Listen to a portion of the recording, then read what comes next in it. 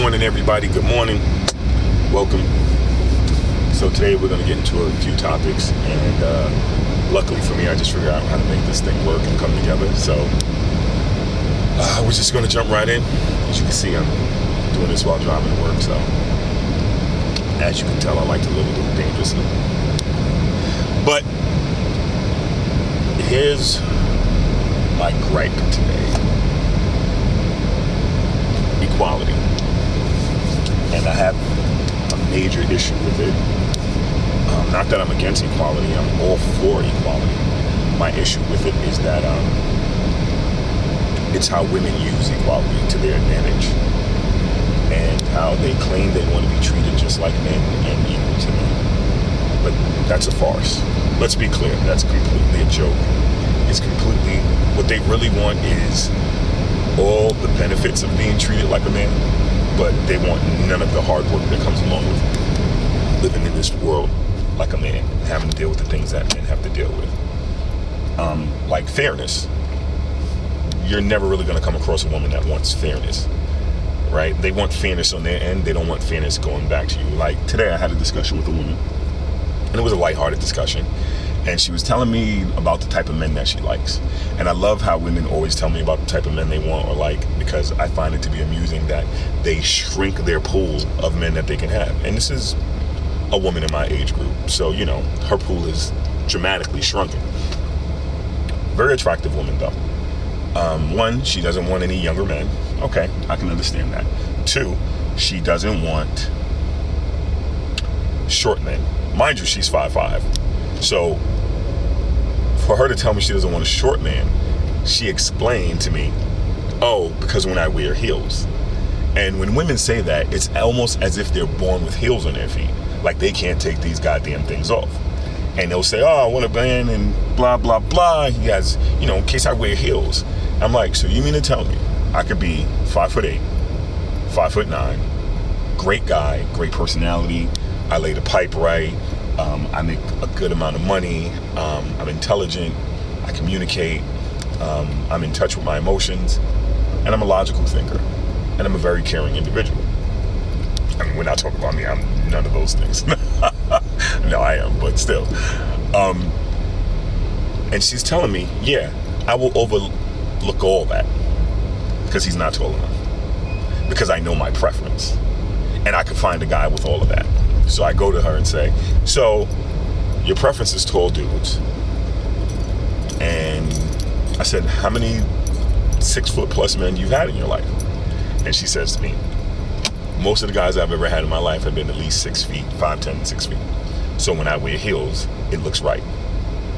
The notion that you're overlooking a whole pool of men because it looks right in photos is the most asinine thing I've ever heard in my life. And this is the stuff that we hear from women.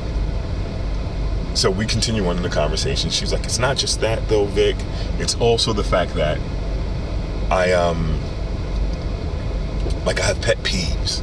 And if we, like one of them, for instance, I was in my car and I went to the gas station and I see this guy, he's sitting in the passenger seat and the woman gets out and pumps the gas. And I'm like, what the fuck? Why is he not out pumping the gas? And I was like, well, you know, and I said to her, well, who's driving? She's like, the chick was driving and the guy was in the passenger seat. I said, okay, so she should pump her gas. Fuck that. He better get his fucking ass up and pump the gas. I'm like, but whose car is it? It doesn't matter. It's a sign of chivalry. And I'm explaining to her that everything a man does for a woman is out of courtesy. I don't have to do any of those things.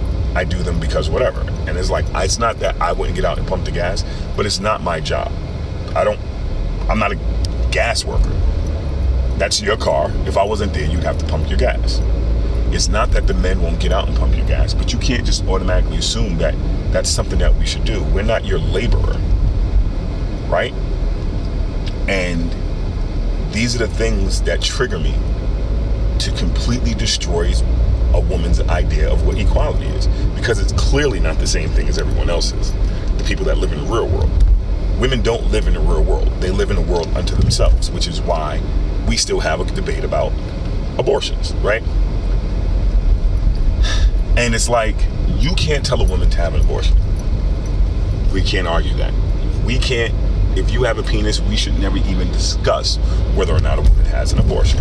Whether she should, she can't, whatever. It's not our business. But on that same coin, if you get to choose whether or not you have an abortion, I should be able to choose that not to take care of that child. Right?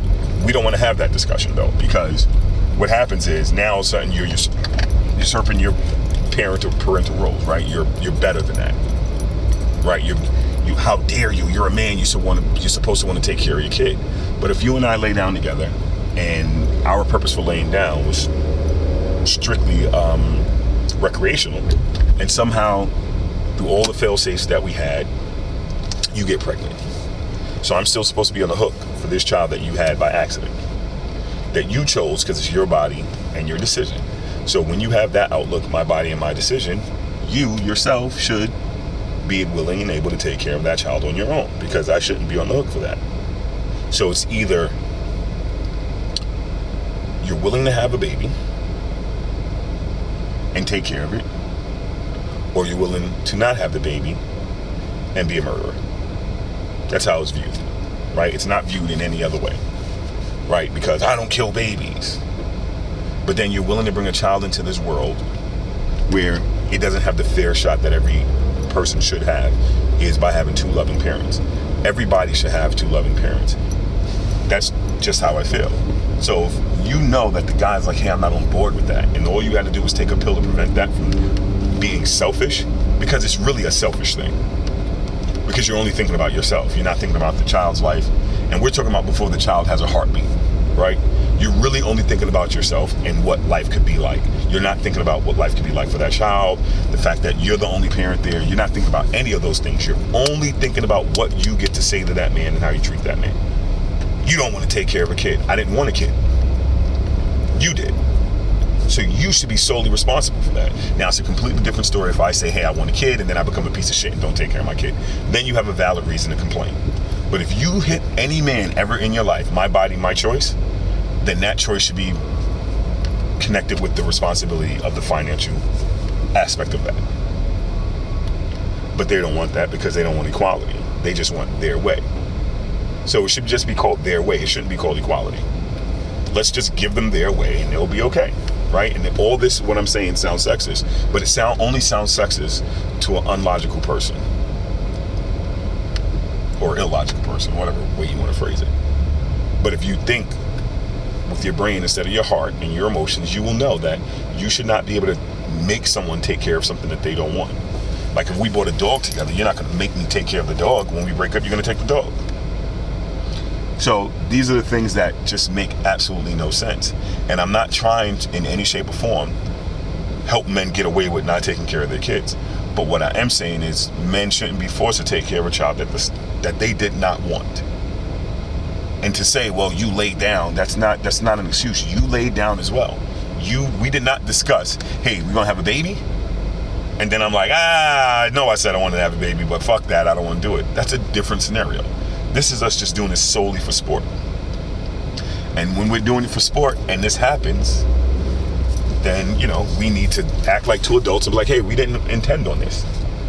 But nobody wants to be a part of that, right? No woman wants to have that discussion. All they want to do is paint men with a broad stroke. And I mean mainly black men, because that's the lie that's told, that we don't take care of children, which is nonsense. What happens is nobody wants to take care of a kid that they did not want, that somebody just said, oh, I'm going to have this baby. Like there aren't women who do that shit on their own and have sex with somebody and take the semen and impregnate themselves because it's something that they want. Because we've all had this discussion and we all just completely allow women to say, I have the right to make your life miserable. And I'm not on board with that. I think we need to give parental rights to men as well. To say, hey, I want this kid, I don't want this kid. Sign this document saying, I don't want this kid, I don't want to be on the hook for anything. And I can guarantee you, the moment we copy, I think it's Sweden or Norway, where the fathers have rights to say, I want the kid or I don't want the kid as well, I can guarantee you, single motherhood goes down. I promise you single motherhood goes down. Because when they know they can't get that child support and have that same, oh, he ain't shit because he don't want to take care of his kid. And that goes for every race, every culture. There are women in every race or culture who think their child is a meal ticket. right? And I say that in the sense of that financially they could get help. You know what I mean? And that also goes into the whole thing of child support. Like, I'm in favor of child support.